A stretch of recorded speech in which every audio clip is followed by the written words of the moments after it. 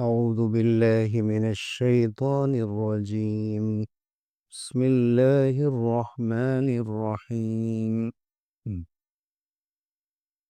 يا أيها الناس إنا خلقناكم من ذكر وأنثى وجعلناكم شعوبا وقبائل لتعارفوا إن أكرمكم عند الله أتقاكم إن اللہ علیم خبیر۔ اے لوگو، ہم نے تم کو ایک مرد و عورت سے پیدا کیا ہے اور مختلف خاندان اور کنبے بنا دیے ہیں تاکہ ایک دوسرے کو پہچان سکو۔ یقیناً اللہ کے نزدیک تم میں سب سے زیادہ باعزت وہ ہے جو سب سے زیادہ تقوی والا ہو۔ یقیناً اللہ بہت جاننے والا اور بہت باخبر۔ سورہ حجرات آیت نمبر 13۔ گزشتہ آیات میں بہت سی اخلاقی تعلیمات دی گئی، خصوصاً اپنے مومن بھائیوں کے سلسلے میں اچھا گمان رکھنے، ان کے بارے میں اچھی رائے رکھنے کا حکم دیا گیا، پیٹھ پیچھے ان کی برائی سے منع کیا گیا، اور یہ منع کیا گیا کہ ٹوہ لیا جائے اور ان کے راز معلوم کرنے کی کوشش کی جائے، یا ان کا مذاق اڑایا جائے، یا ان کو برے ناموں سے یاد کیا جائے۔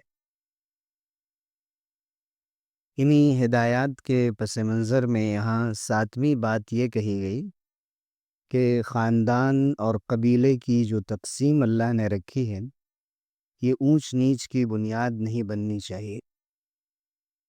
کسی کو یہ حق نہیں ہے کہ وہ اپنے آپ کو پیدائشی طور پر بہت عزت والا سمجھے اور دوسرے کو حقیر سمجھے، کمتر سمجھے، کیونکہ بہت عزت والا ہونے اور نہ ہونے کا تعلق انسان کے کام سے ہے، اس کے عمل سے ہے اور تقوی سے ہے، نہ کہ خاندان اور برادری اور وطن اور اسی طرح سے زبان۔ ان میں سے کوئی چیز ایسی نہیں ہے جو تعصب پیدا کرے اور ایک انسان کو دوسرے انسان سے نفرت پر آمادہ کرے۔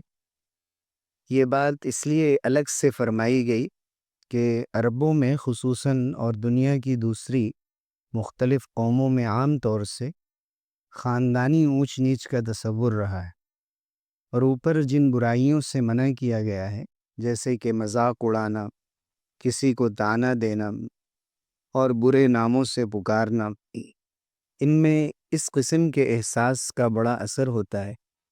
کسی خاص قسم کے تعصب کا، چاہے وہ لسانی تعصب ہو، ایک زبان کو دوسری زبان سے بہتر سمجھا جائے، یا ایک علاقے کو دوسرے علاقے سے بہتر سمجھا جائے، یا ایک خاندان کو دوسرے خاندان سے بہتر سمجھا جائے، یا تعلیم یافتہ ہونے نہ ہونے کی بنیاد پر یہ حقارت اور عزت کا مسئلہ ہو۔ یہاں خاندان کے لیے شعوب کا لفظ استعمال ہوا، اور اسی طرح قبائل کا لفظ استعمال ہوا۔ شعوب اوپر کی شاخ سے بنتا ہے اور اس لیے اس کا دائرہ وسیع ہوتا ہے، اور قبیلہ نیچے کی قریبی شاخ ہوتی ہے، اس لیے اس کا دائرہ نسبتاً چھوٹا ہوتا ہے۔ اس سے مراد یہی ہے کہ مختلف نیشنز میں اور نیشنلٹیز میں جو اللہ تعالیٰ نے تقسیم کیا، مختلف خاندانوں اور برادریوں میں تقسیم کیا ہے، یہ انسان کی پہچان، اس کی شناخت، اس کے تشخص اور آئیڈینٹی کے لیے ہے۔ اس لیے نہیں ہے کہ انسان ایک دوسرے کو اس کی بنیاد پہ حقیر سمجھنے لگے اور خود کو بہتر سمجھنے لگے۔ فرمایا گیا لِتَعَارَفُوا، اس لیے تاکہ تمہارا تعارف ہو، تمہاری پہچان ہو۔ لیکن اللہ کے نزدیک سب سے معزز، سب سے زیادہ رتبے والا وہ شخص ہے کہ تم میں سب سے زیادہ اللہ کا لحاظ کرنے والا، اللہ سے شرم کرنے والا، اور اس بنیاد پر اللہ کی عبادت کرنے والا، اور اس کے گناہوں سے اور نافرمانیوں سے بچنے والا۔ انسان مصیبت میں گرفتار ہو جائے یہ قبول ہے، لیکن معصیت میں گرفتار نہ ہو، گناہوں میں گرفتار نہ ہو۔ اس کا لحاظ رکھنے والا زندگی میں سب سے زیادہ متقی اور پرہیزگار ہے۔ اور تقوی کا امتحان صرف عبادتوں میں اور نمازوں میں، روزوں میں نہیں ہوتا، بلکہ تقوی کا اصل امتحان آپسی معاملات میں، خاندان کے آپسی معاملات میں، گھریلو معاملات میں، اخلاقیات میں، ہر جگہ تقوی کا امتحان ہوتا ہے کہ حلال و حرام کی تمیز کی جا رہی ہے نہیں، ایک انسان دوسرے انسان کے حق کو ادا کر رہا ہے یا نہیں۔ یہی اس کے متقی ہونے کی سب سے بڑی پہچان ہے۔ اور بے شک اللہ تعالیٰ خوب جاننے والا اور خبر رکھنے والا ہے۔ کوئی کرے کچھ اور دعویٰ کچھ کرے تو اللہ سے نہیں چھپ سکتا، اللہ کو سب معلوم ہے۔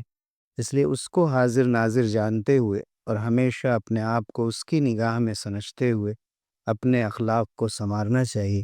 اللہ تعالیٰ ہم سب لوگوں کو عمل کی توفیق سے نوازے۔ آمین وآخر دعوانا الحمدللہ۔